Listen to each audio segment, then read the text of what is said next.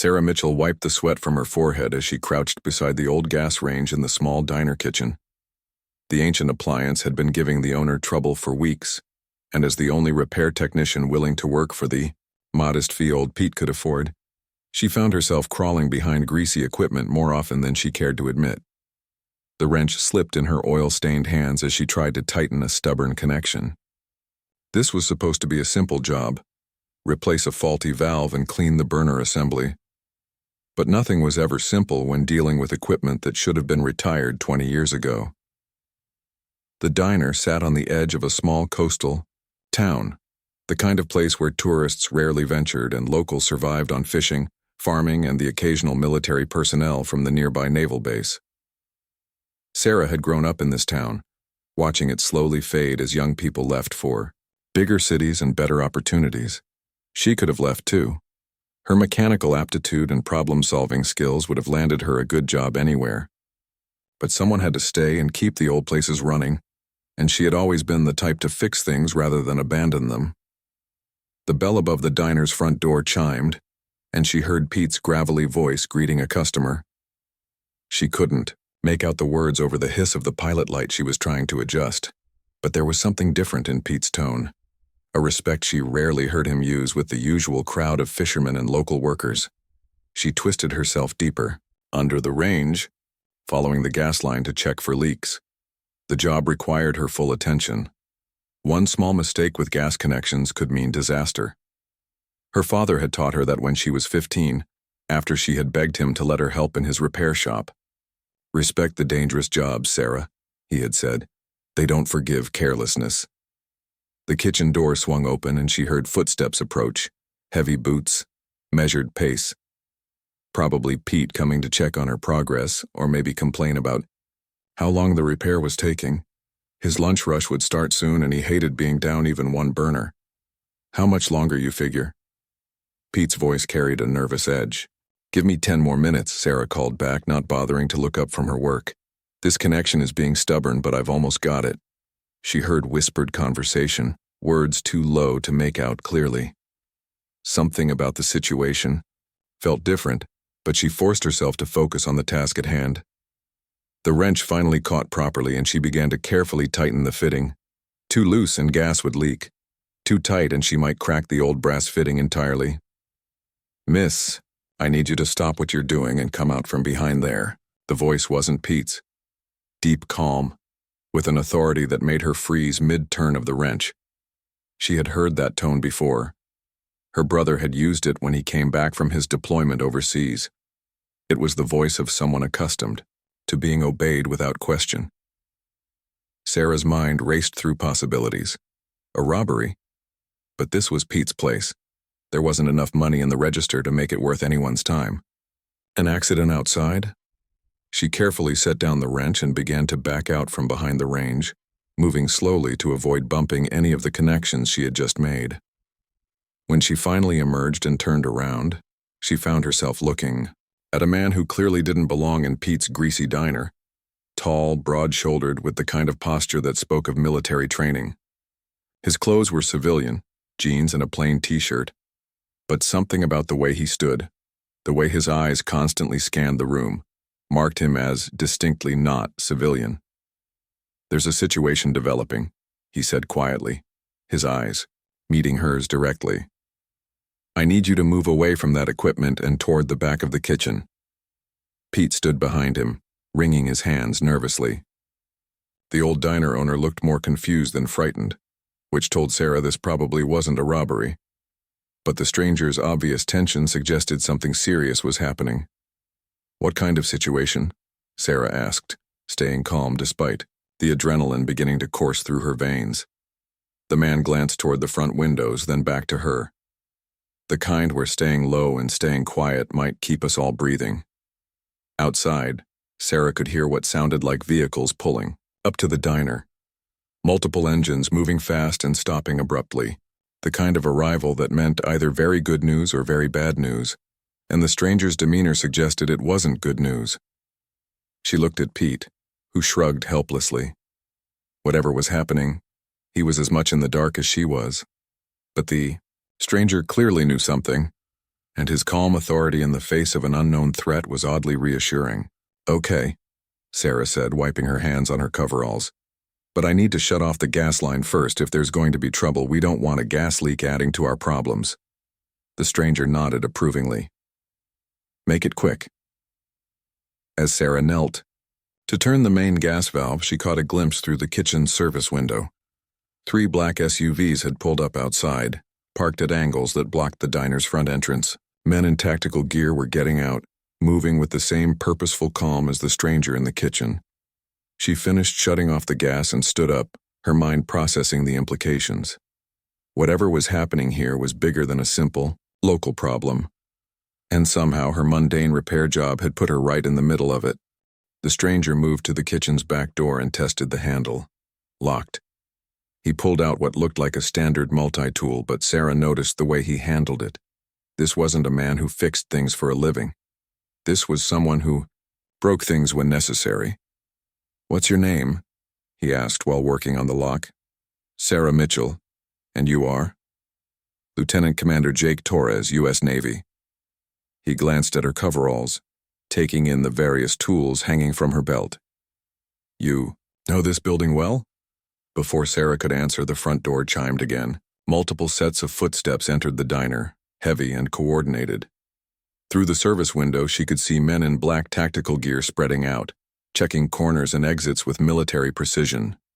Torres moved away from the back door and positioned himself where he could see both the kitchen entrance and the service window. His hand moved to his waistband, and Sarah caught a glimpse of a concealed weapon. "Pete," Torres said quietly. "When they ask, you tell them the truth. You're here working? She's here fixing your stove, and I'm just a customer who came in for coffee. Nothing more." Pete nodded rapidly, his face pale. "But what do they want? What's this about?" "Information," Torres replied. "And they think I have something they need." The kitchen door swung open, and 2 men entered. They wore civilian clothes, but their bearing and the bulges under their jackets clearly marked them as armed professionals. The first one, a stocky man with graying hair, surveyed the scene with calculating eyes. "Lieutenant Commander Torres," he said, "we need to talk." "I'm on leave," Torres replied evenly. "Just having breakfast." The second man, younger with sharp features, gestured toward Sarah and Pete. "These civilians don't need to be involved." "They're not involved in anything," Torres said. "Wrong place, wrong time."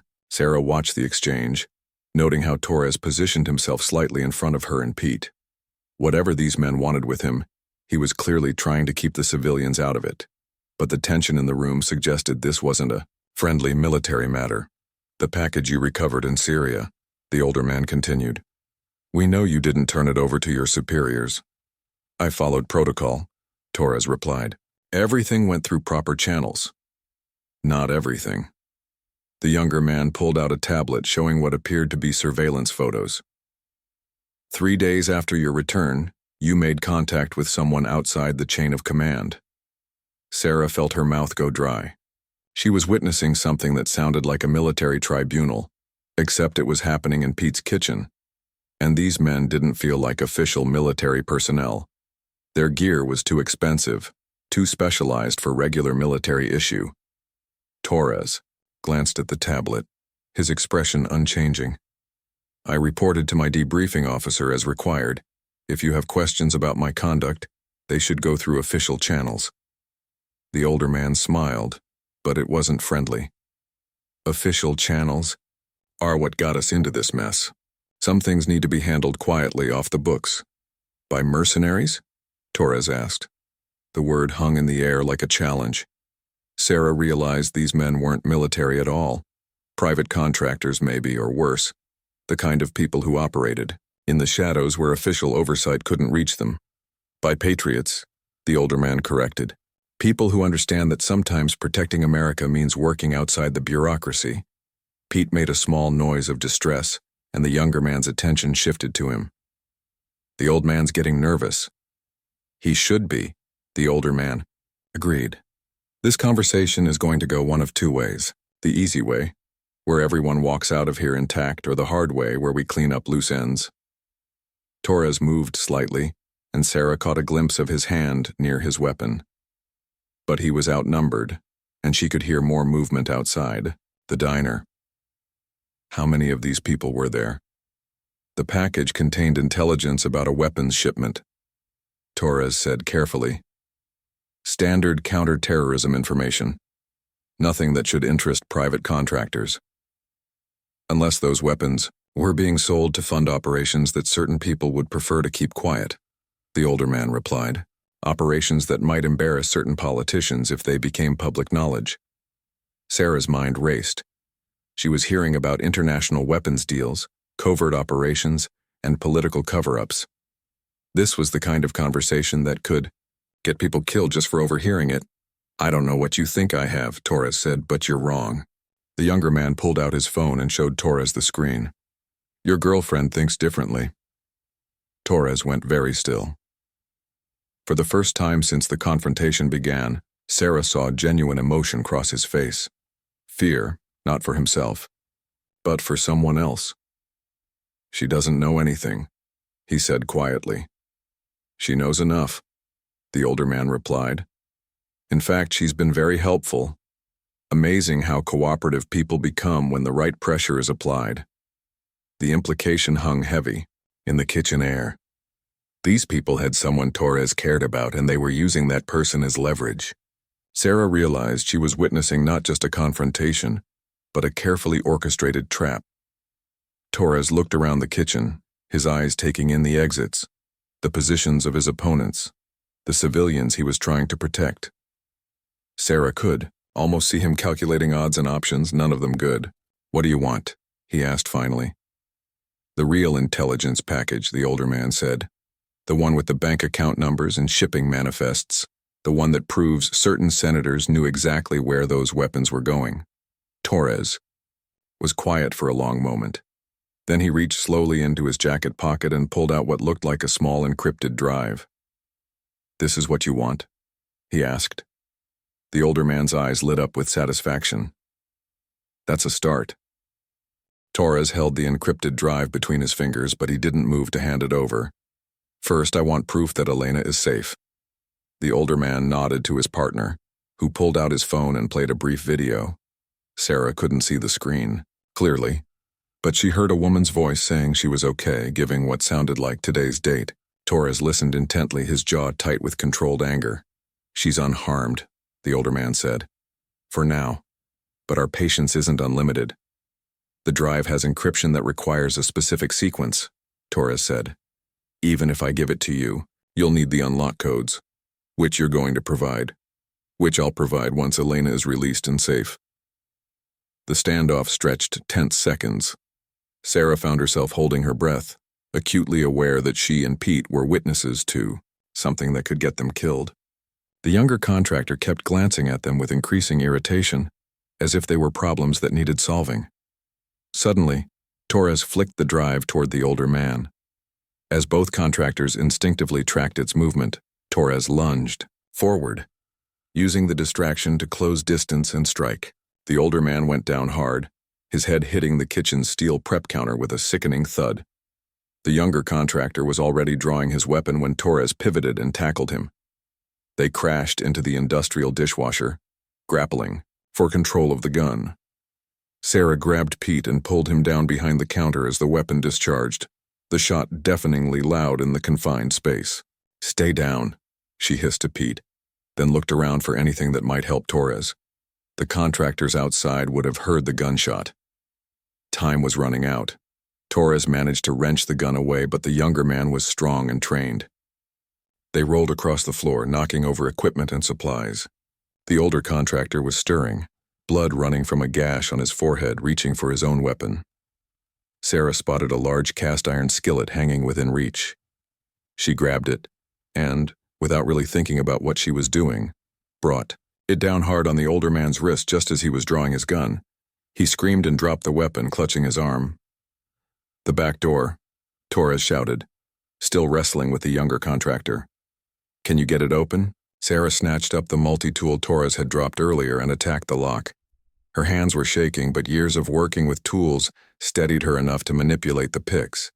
Behind her, She could hear more sounds of struggle, and Pete, whimpering behind the counter.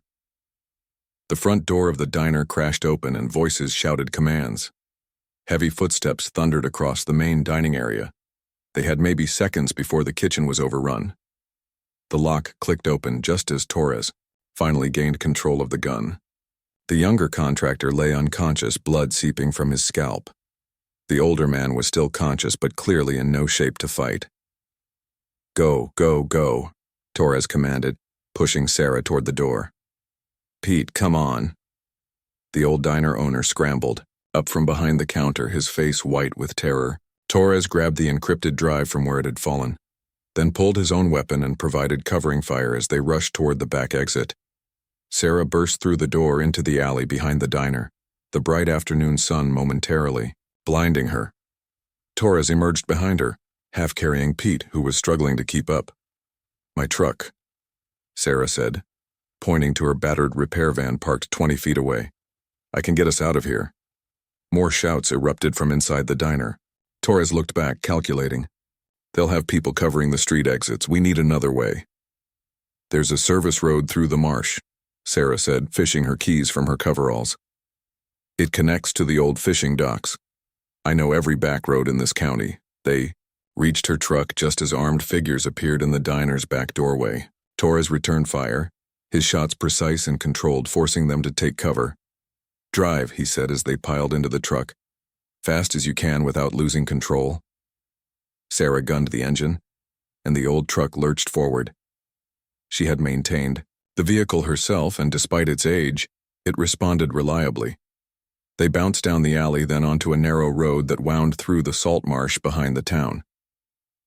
In the rearview mirror, she could see black SUVs emerging from around the diner, starting pursuit, but they were designed for highway speed, not the rutted, half-flooded marsh roads that Sarah had been driving since she was 16.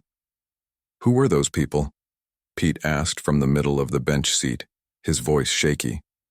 "Private military contractors," Torres replied, checking his weapon and scanning their surroundings. "The kind hired to do jobs that official agencies can't touch." "What did they want with that drive?" Sarah asked, navigating around a washout that would have stopped a normal car. "Evidence of weapons deals that certain politicians would prefer to keep buried," Torres said. "Arms sold to groups that were supposed to be our enemies, but the money ended up funding off-the-books operations."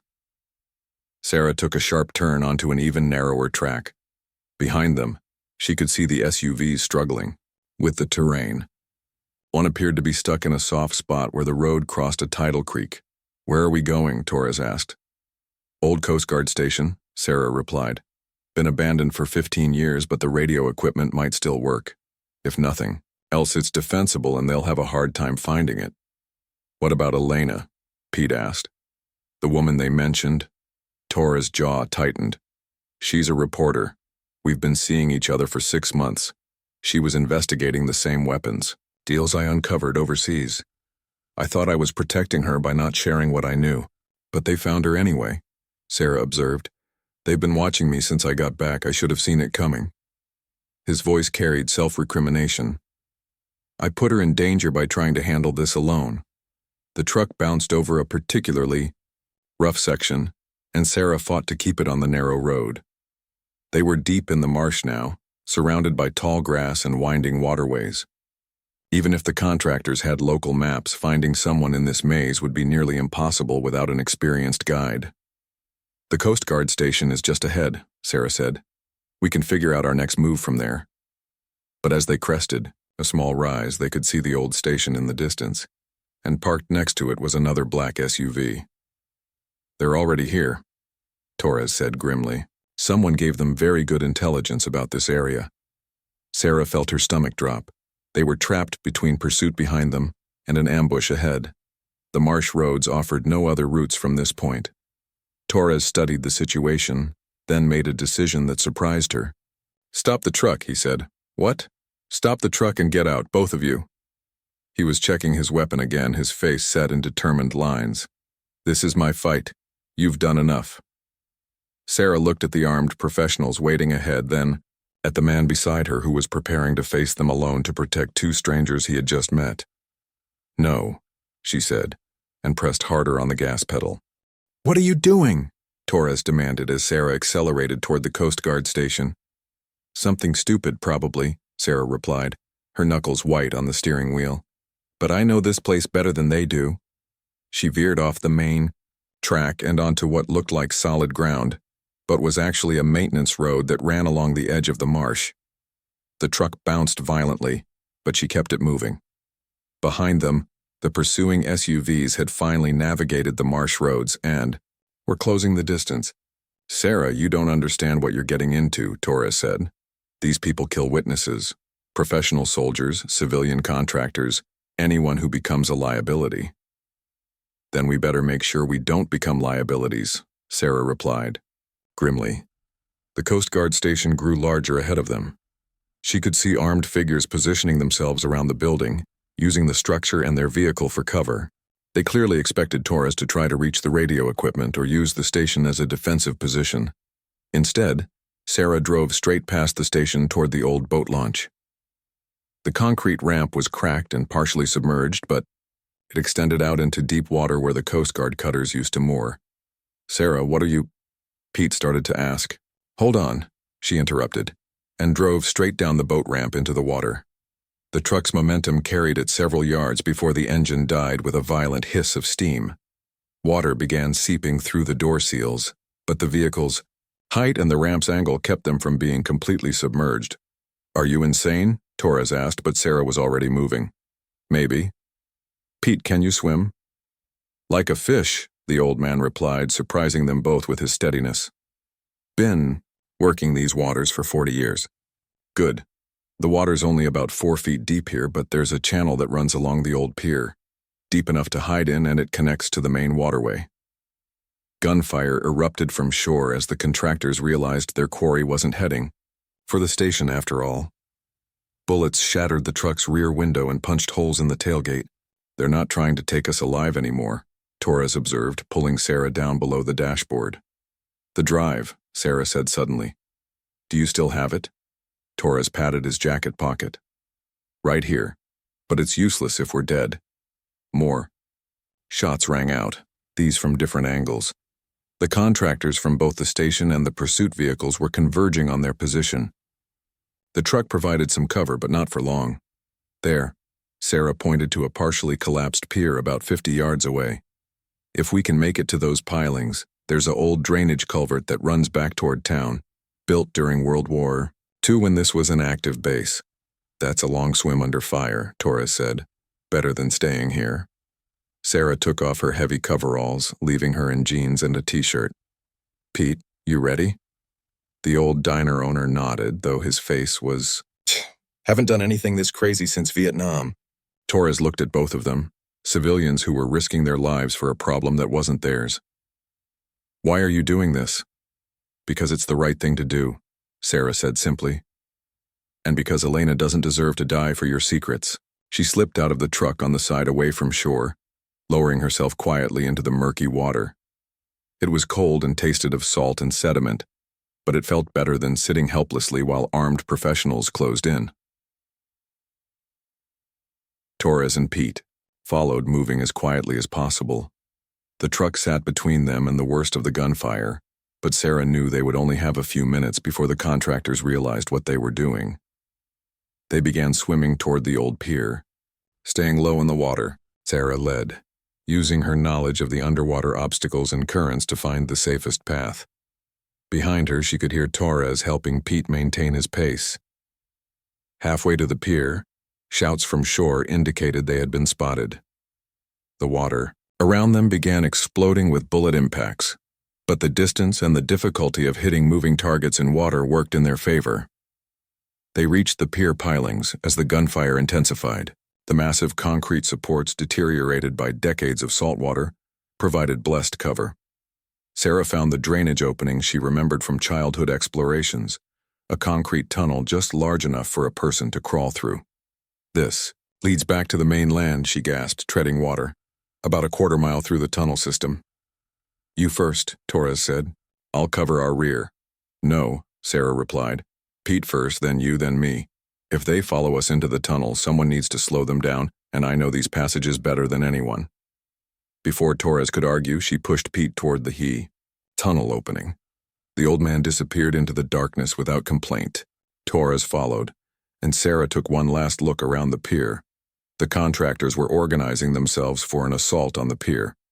She could see them deploying in a professional formation, cutting off escape routes, and preparing to search the tunnel system. But they were moving like people unfamiliar with the terrain, and that gave her an idea. Instead of following Torres immediately into the tunnel, Sarah swam to a different drainage opening she knew connected to the main system. This one was partially blocked by debris, which would make it invisible to casual inspection but still passable for someone who knew exactly where it was. She squeezed through the opening and found herself in a parallel tunnel that ran alongside the main system.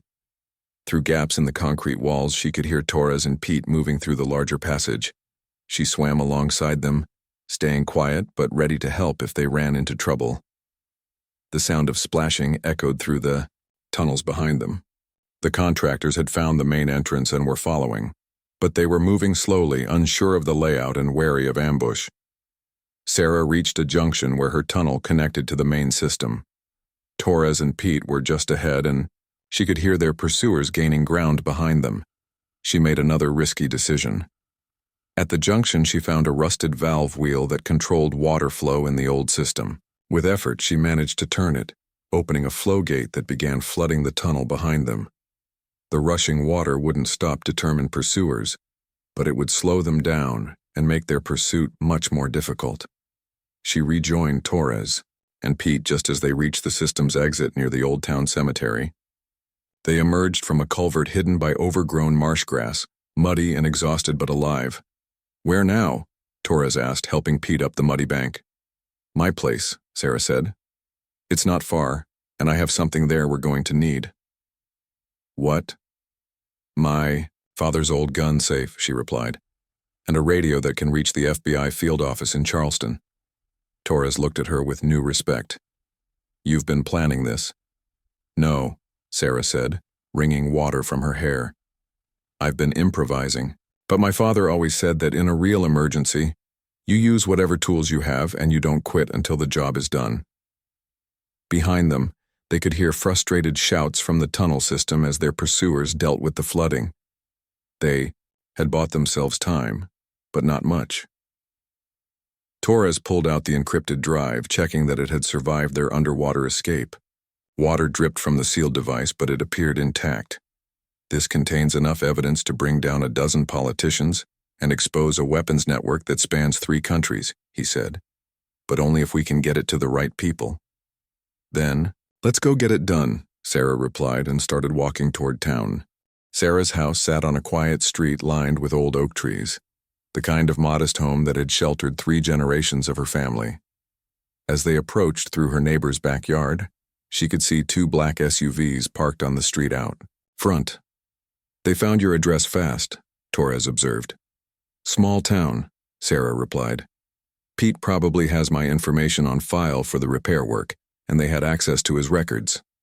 She led them around to the back of the house, where a workshop that had once been her father's garage stood separate from the main building. "Think they're inside the house?" Pete whispered. "Probably," Sarah said, pulling out keys. "But they're looking for places to hide or standard defensive positions. They won't expect the workshop." The workshop was exactly as her father had left it when he passed 5 years earlier. Tools hung in precise order on pegboard walls, and a heavy workbench dominated the center space. But Sarah led them to what looked like an ordinary storage cabinet in the back corner. The cabinet opened to reveal a gun safe, and inside that, a collection of hunting rifles and a military surplus radio that had been her father's pride during his years as an emergency coordinator. "Dad was paranoid about disasters," Sarah explained as she powered up the radio equipment. "Hurricane communication failures, power grid problems, that sort of thing. This radio can reach emergency services 3 states away." Torres examined the weapons while Sarah worked with the radio. "Your father was military? Vietnam era, then 20 years as a volunteer firefighter and emergency responder. He believed in being prepared." The radio crackled to life, and Sarah began scanning frequencies. "He would have loved this situation, honestly. always said the real test of a person was how they handled themselves when everything went wrong. "Sarah," Pete said from the window, "there's movement around the house. Looks like they're doing a room-by-room search." Torres selected a rifle and checked its condition. "How much ammunition?" "Enough," Sarah replied, finding the FBI emergency frequency. "But Dad always said shooting should be the last option when you're outnumbered. Better to outsmart them." She began transmitting, using emergency codes her father had taught her. Within minutes, she had reached the FBI field office in Charleston and was speaking directly to a duty agent. "This is Sarah Mitchell in Cedar Bay," she said into the microphone. "I have a Navy SEAL officer with classified intelligence and multiple hostiles attempting to prevent him from reporting to proper authorities." The response was immediate and professional. The duty agent took down their location and the nature of the threat, then connected them to a senior agent who knew about Torres's mission. "Commander Torres," the agent's voice came through clearly. "We've been trying to reach you for 3 days. Where is the intelligence package?" "Right here," Torres replied, taking the microphone. "But I have a problem. Private contractors have taken a civilian hostage to force me to turn over the evidence. A reporter named Elena Vasquez. We know about Ms. Vasquez. She contacted us yesterday with information about the weapons deals. She's safe, Commander. She's been in protective custody since she reported the threat." Torres went very still. "She's safe?" "Completely safe. The people who contacted you were lying about having her." The implication hit all three of them at the same time. The entire confrontation at the diner, the chase through the marsh, the threats about Elena. It had all been based on a lie designed to force Torres to hand over the evidence. "Then what do they really want?" Sarah asked. "To destroy the evidence," Torres said grimly. "If Elena already talked to the FBI, then the only way to protect the people involved is to make sure the physical proof never reaches official hands." Through the workshop window, they could see lights moving inside Sarah's house. The contractors were being systematic in their search, but they hadn't thought to check the separate workshop building yet. "Federal agents are en route to your location," the FBI agent reported. "ETA approximately 20 minutes. Can you maintain your position until then?" "We'll try," Torres replied. But as he spoke, the workshop door rattled as someone tested the handle. Sarah quickly killed the lights and they moved away from the windows. Outside, they could hear quiet voices coordinating a search pattern. "Back door," Sarah whispered, leading them toward a rear exit that opened onto the neighbor's property. They slipped out into the darkness just as the workshop's front windows exploded inward. The contractors had decided to force entry rather than waste time with locks. Flashlight beams swept the interior, illuminating the radio equipment and gun safe. Sarah led Torres and Pete through a series of backyards, using her intimate knowledge of the neighborhood to avoid the street where more contractors might be patrolling. Every house held memories from her childhood, and now each one was a potential hiding place or trap. They reached old Mrs. Henderson's place, a Victorian house with a wraparound porch and a root cellar that dated back to the 1920s. Mrs. Henderson had passed the previous year, and the house stood empty, waiting for distant relatives to decide its fate. "Cellar access is around back," Sarah whispered, leading them to a set of exterior doors that opened onto stone steps leading underground. The root cellar was dry and cool, lined with empty mason jars and the lingering smell of preserved vegetables. Most importantly, it was invisible from ground level and had a second exit that emerged near the old carriage house. "We can wait here until the FBI arrives," Torres said. But Pete was listening at the cellar doors. "Cars coming," he reported. "Multiple vehicles moving fast." They crept up the steps and peered out through the gap in the doors. Federal vehicles were racing down the main street, their emergency lights flashing but sirens silent. At the same time, the black SUVs were pulling back from Sarah's neighborhood, their occupants clearly unwilling to engage federal agents in direct confrontation. "They're leaving," Sarah observed. "For now," Torres agreed. "But this isn't over. The people behind this have too much to lose to give up easily." Federal agents were deploying around Sarah's house and workshop, establishing a perimeter and beginning their investigation. Sarah could see neighbors coming out onto their porches, drawn by the unusual activity in their quiet community. Torres pulled out the encrypted drive and held it up in the dim light filtering through the cellar doors. This contains bank records, shipping manifests, and communication logs that prove a sitting senator and 3 House representatives knew they were approving weapons sales to terrorist organizations. The money was being funneled back to fund black operations that Congress never authorized. People died because of those weapons? Pete asked. Dozens of people. American soldiers, foreign civilians, aid workers. Torres' voice was flat with controlled anger. And when I stumbled across the evidence during a raid in Syria, certain people decided it was better to eliminate the problem than address it. Sarah watched the FBI agents working methodically through her property. So what happens now? Now we get this evidence to people who can act on it, Torres replied, and hope that Elena's testimony combined with this data is enough to bring down the whole network. Agent Rebecca Chen approached the cellar entrance, her weapon drawn but pointed safely downward. Commander Torres, Ms. Mitchell? We need you to come out slowly with your hands visible. They emerged from the root cellar into the flashing lights of the federal operation. More agents were arriving, along with technical specialists who would handle the encrypted drive and coordinate with other agencies. As Torres handed over the drive to Agent Chen, Sarah noticed movement in the tree line beyond Mrs. Henderson's property. A figure in dark clothing barely visible in the shadows, watching the federal operation with professional interest. They're still here, she said quietly to Torres. He followed her gaze and nodded grimly. They'll be back. People like this don't quit until they're either successful or dead. Agent Chen overheard them. We'll have protection details on all of you until this is resolved. These contractors won't risk another direct confrontation now that federal agencies are involved. But Sarah wasn't so sure. She had seen the determination in the older contractors' eyes, the casual way they had discussed eliminating witnesses. These weren't people who would be deterred by official oversight. What about Elena? Torres asked. She's safe and eager to see you, Agent Chen replied with a slight smile. She's been very worried since you disappeared 3 days ago. Torres looked relieved for the first time since Sarah had met him. Can I call her? Once we finish the initial debriefing. We need to document everything that happened here, get your testimony on record, and coordinate with other agencies that are moving on the larger network. As they walked toward the federal command post that had been established in Sarah's front yard, Pete shook his head in amazement. 6 hours ago I was worried about my lunch rush. Now I'm a witness in some kind of international conspiracy.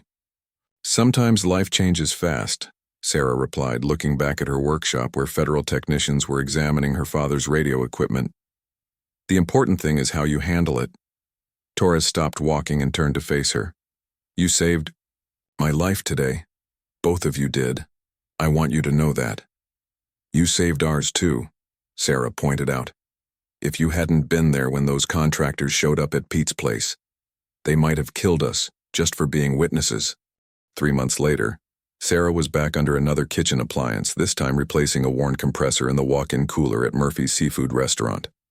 The work was routine, methodical, and blissfully uncomplicated. No gunfights, no international conspiracies, just mechanical problems with mechanical solutions. The restaurant had been busy all summer with tourists drawn by news reports about the small coastal town where ordinary citizens helped expose government corruption. Cedar Bay had gained an unexpected notoriety that brought visitors, new businesses, and a level of attention that made longtime residents both proud and uncomfortable. Pete's Diner had become something of a landmark. Federal investigators had repaired the damage from the confrontation, and Pete had framed newspaper clippings about the incident on the wall near the cash register.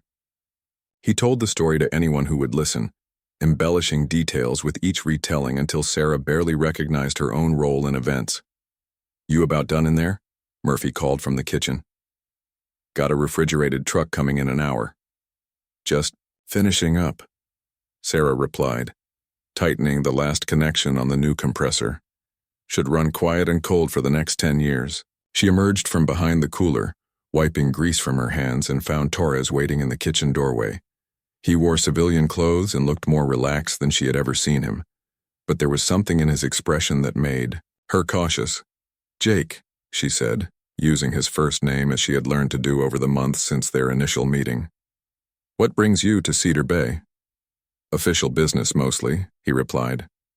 "Wanted to update you on how everything turned out." They walked out to the restaurant's deck, which overlooked the harbor where shrimp boats were returning with the afternoon catch. The scene was peaceful, normal, the kind of coastal tableau that made tourists reach for their cameras.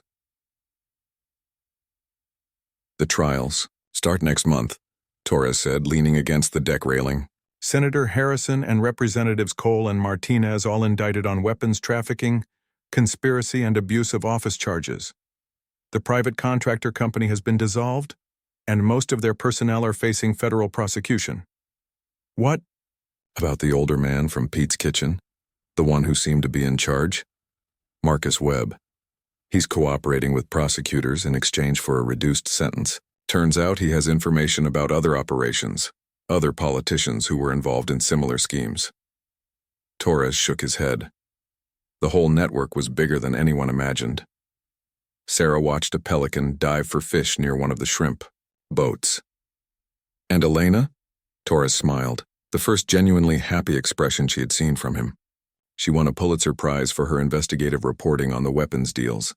Her articles exposed not just the domestic corruption, but the international connections that made it possible. She's writing a book now. "That's wonderful," Sarah said, and meant it. "You two still together?"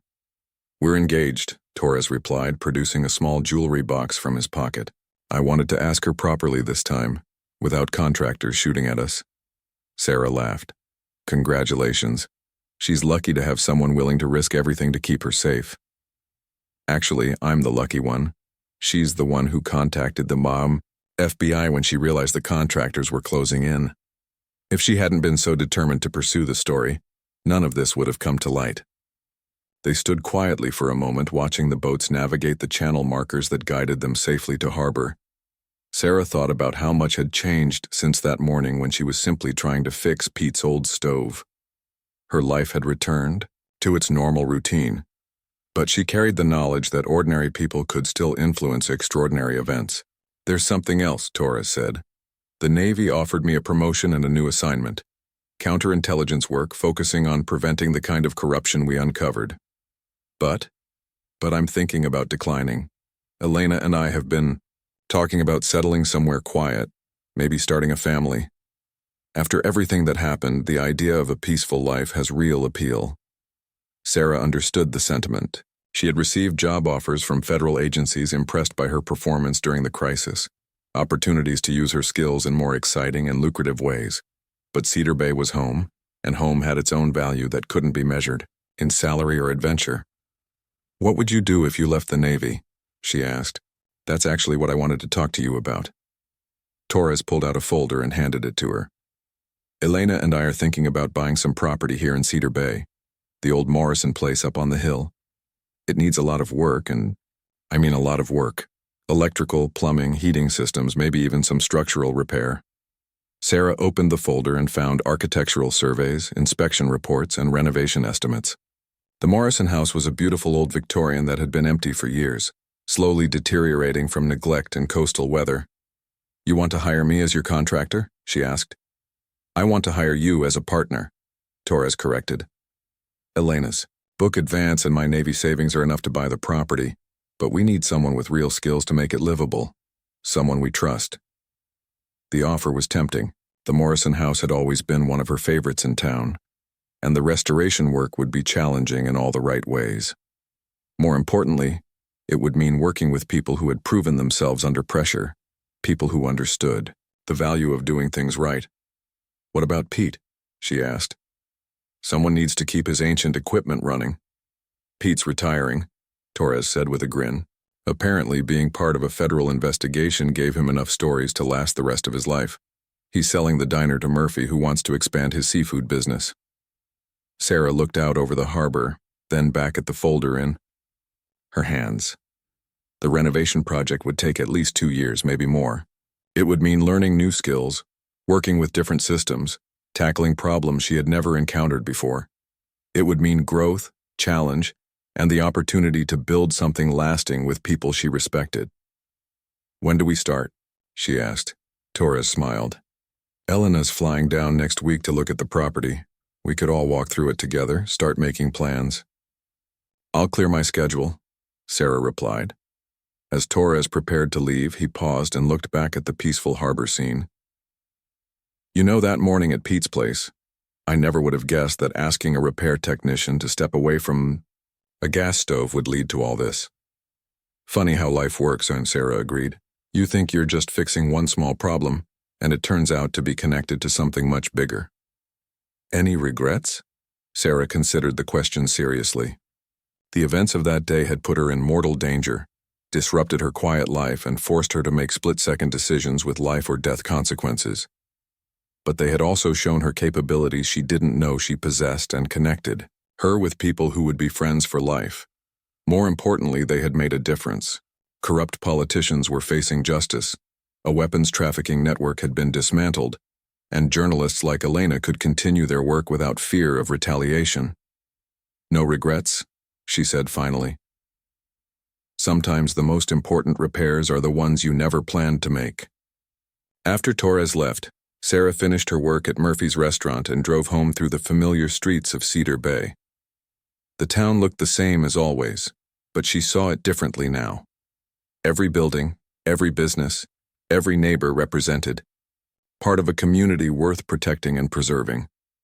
Her phone buzzed with a text message from Pete. "New stove arrived at the diner. Could use some help with installation tomorrow if you're free. Last job before I retire." Sarah smiled and typed back, "I'll be there. Just doing the job." Some things never changed. There would always be equipment that needed fixing, problems that required solutions, and people who needed help. The difference was that now Sarah knew how those small acts of service could connect to larger purposes, how fixing what was broken in one place could help repair what was broken in the world. She pulled into her driveway and noticed that her workshop light was on. Inside, she found the radio equipment her father had left her, still tuned to the emergency frequencies that had helped save Torres and expose the corruption network. On impulse, she turned on the radio and listened to the familiar chatter of emergency responders coordinating their activities across the region. Somewhere out there, people were solving problems, helping strangers, and doing their jobs with quiet dedication. It was a good sound. It was the sound of a world where ordinary people still cared enough to make extraordinary differences when circumstances demanded it. Sarah turned off the radio and began planning for tomorrow's work. There was always something that needed fixing, and she was exactly where she belonged.